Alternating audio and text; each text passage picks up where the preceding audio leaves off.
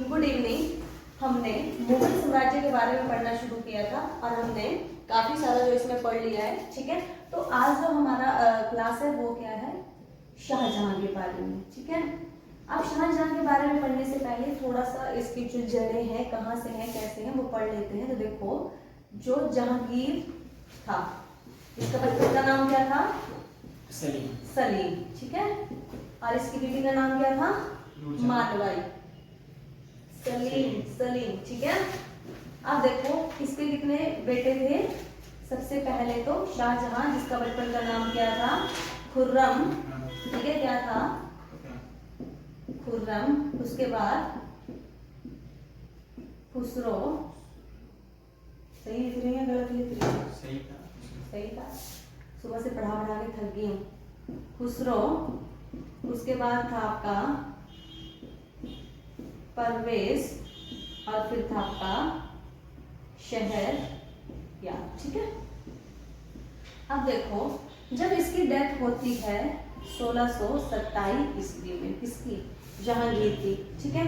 तो एक चीज याद रखना, इसको तो पहले ही क्या जहांगीर ने अंधा करवा दिया था, और इसके टाइम में, जहांगीर के टाइम में ही इसका वध कर दिया था किसने?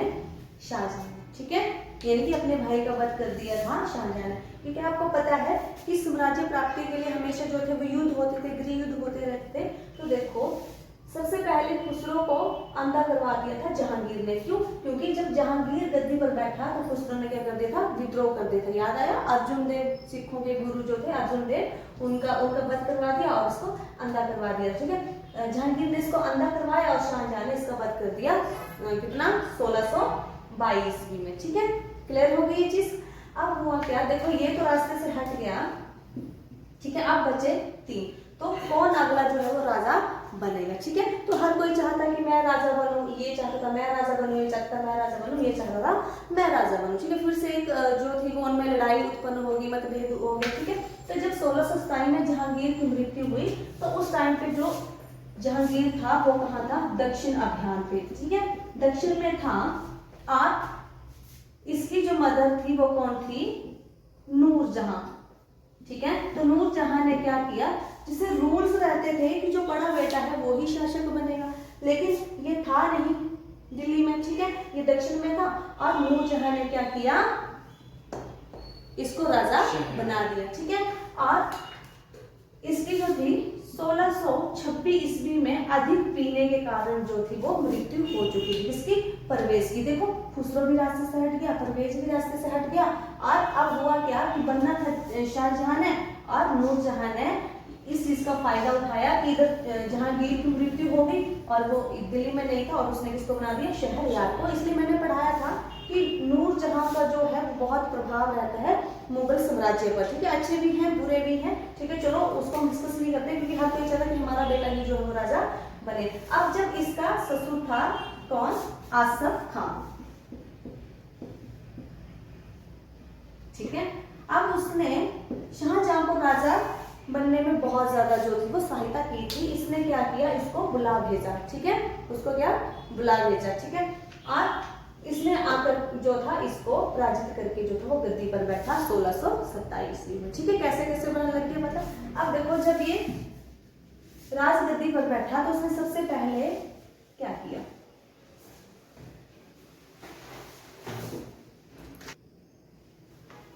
ठीक है, सबसे पहले इसके जो अभियान थे, जब ये राजगद्दी पर बैठा तो इसके अभियान क्या थे? सबसे पहले बुंदेल, ठीक है, बुंदेलखंड के जो निवासी थे, बुंदेलास जो थे, उन्होंने क्या किया था?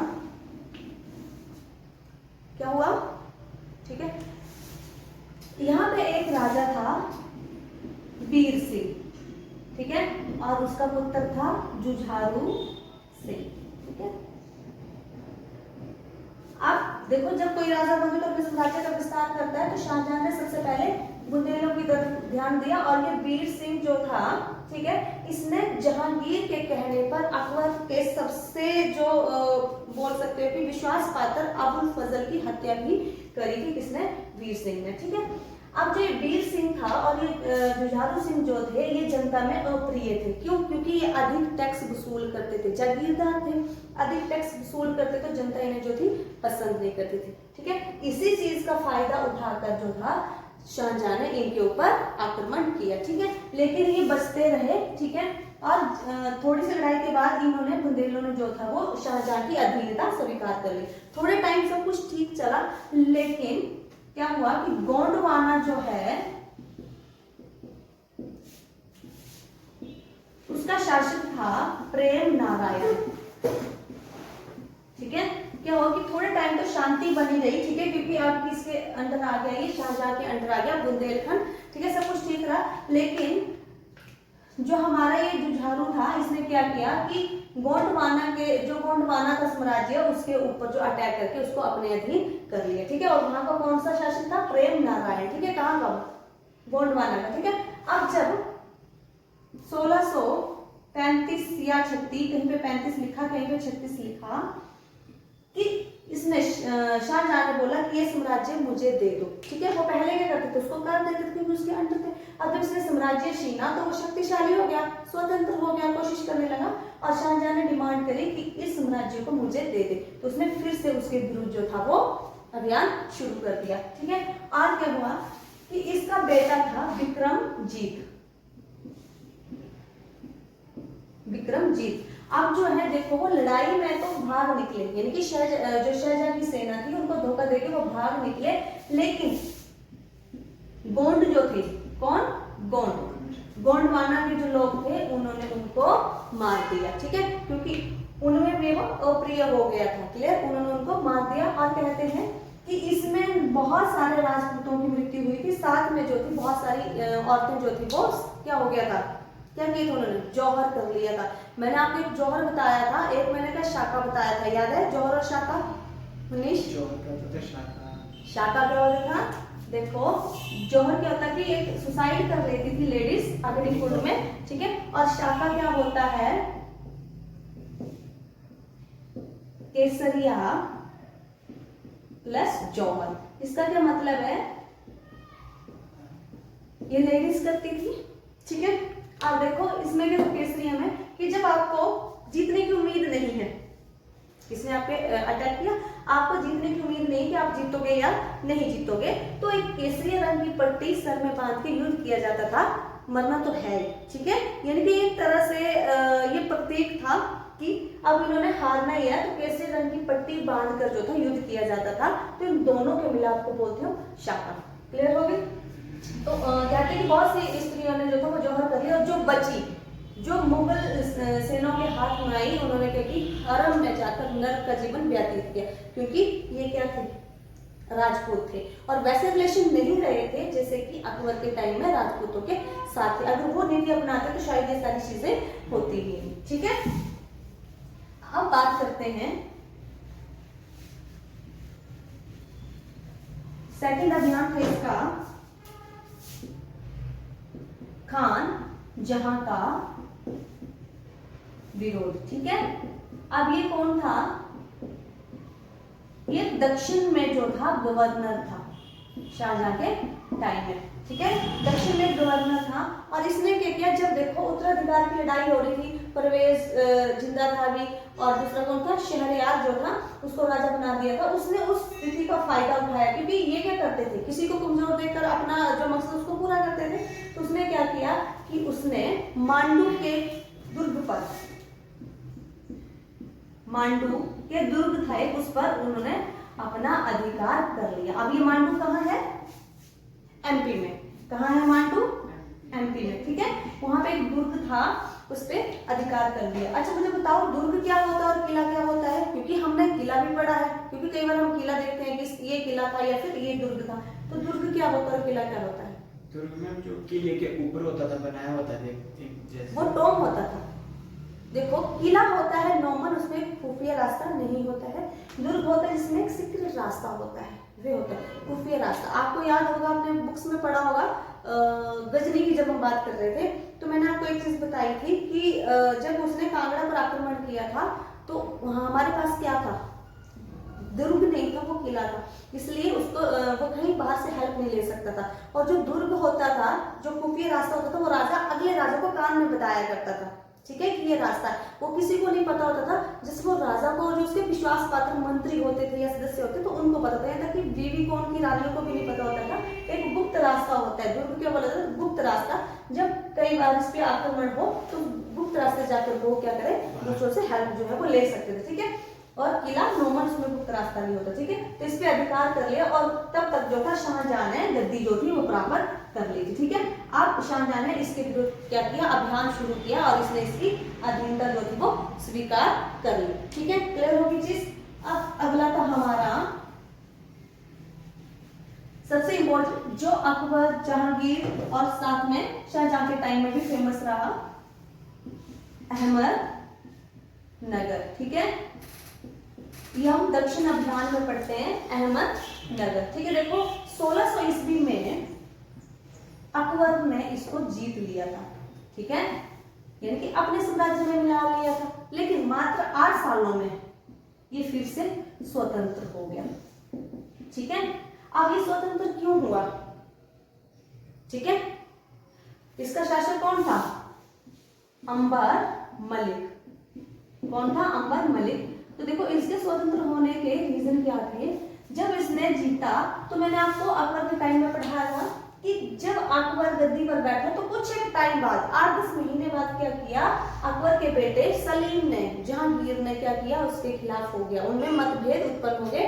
तो जब वो जा रहा था, दक्षिण अभियान पे जा रहा था, तो उसको कहीं और अभियान पे भेजा था, लेकिन वो वहां से वापिस आ गया और विद्रोह कर दिया, ठीक है। तो इनमें जब मतभेद हो गए तो अकबर का ध्यान यहाँ पर नहीं गया, यानी कि जीतने के बाद भी वो स्वतंत्र हो गया। क्लियर होगी चीज।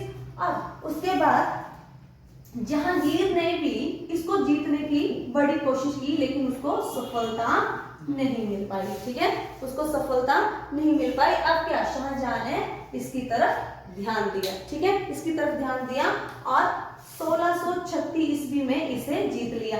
अब रीजन क्या था, इसकी जो थी वो डेथ हो चुकी थी, ठीक है। और जो इसका बेटा था फतेह, किसका, अंबर मलिक का फतेह, वो मुगल सेना के साथ मिल चुका था, इसलिए इसका जो शासक था निजाम शाह, ठीक है, इसका शासक था निजाम शाह, जो कि लड़ाई में मारा गया। और यहाँ भी अहमदनगर में भी क्या हो गया, मुगलों का राज हो गया, ठीक है। और उसके बाद पुर्तगालियों को हराना, पुर्तगाली, ठीक है।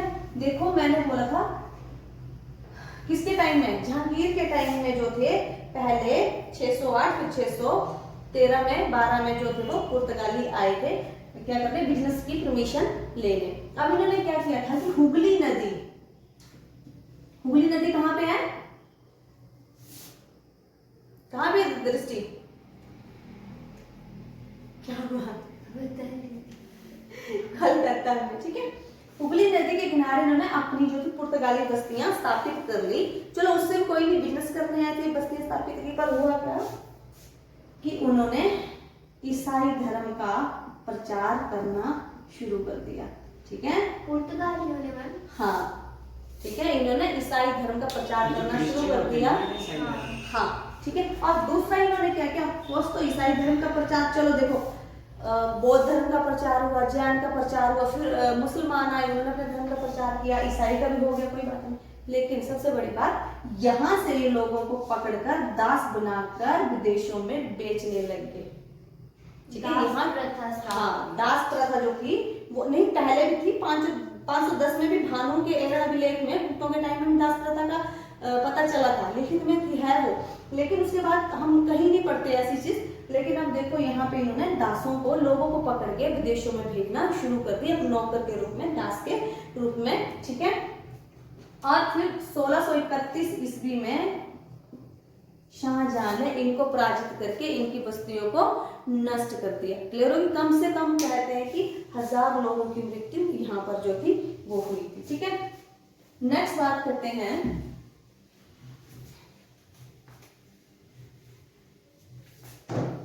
गोंडवाना, ठीक है।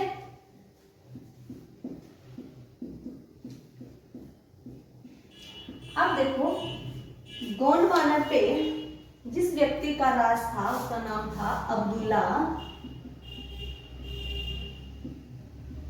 शाह। क्या नाम था उसका?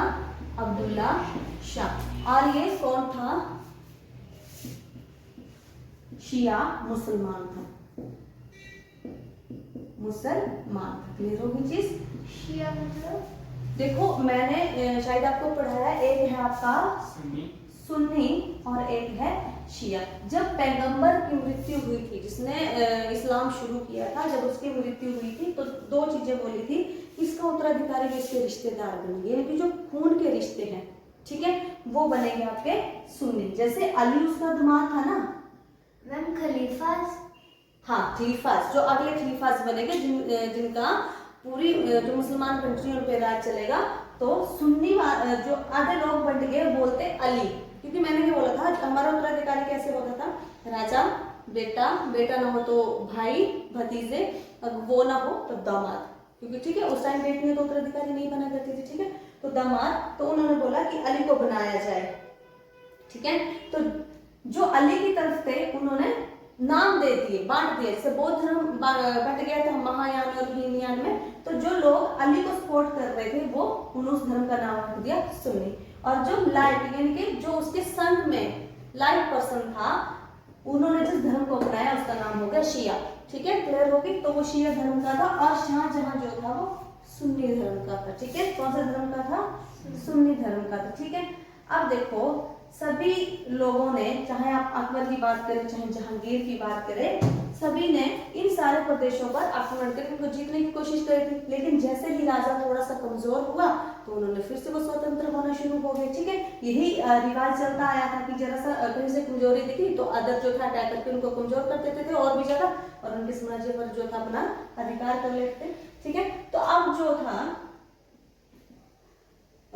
शाहजहां ने इस पे आक्रमण कर दिया, ठीक है। और इसने इसकी क्या कर ली? अधीनता स्वीकार कर ली और उन्हें कर देना शुरू कर दिया। किसको? शाहजहां को कर देना। और अगले 20 वर्षों तक, ठीक है, ये 19 नहीं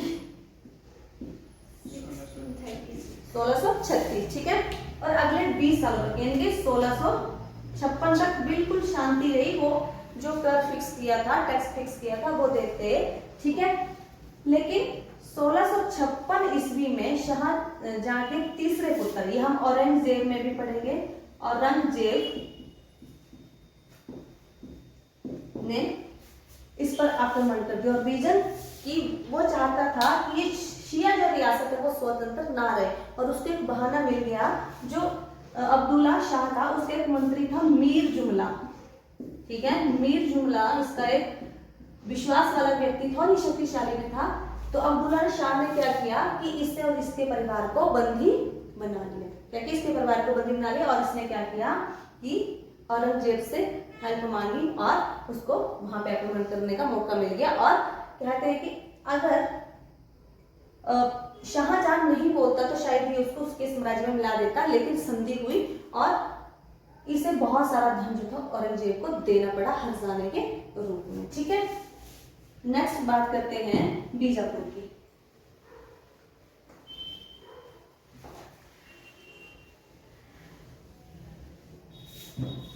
ये सारे दक्षिण ध्यान में, ठीक है।